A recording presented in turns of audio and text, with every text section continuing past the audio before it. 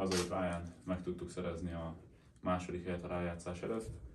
Ez volt a célunk a középszakaszra, és nagyon büszke vagyok a csapatra, hogy a sok sérülés és betegség ellenére sikerült ez, illetve hogy ilyen mértékben tudtunk küzdeni a csapatért. Ez biztos, hogy a rájátszásban is erényünkre kell, hogy majd váljon, és külön öröm, hogy rengeteg szolnoki fiatal pályára tudott ma lépni a csapatban.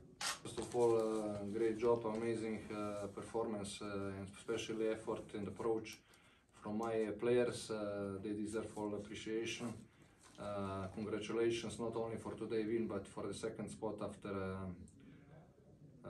the season, before the playoff. This is the most important in this moment.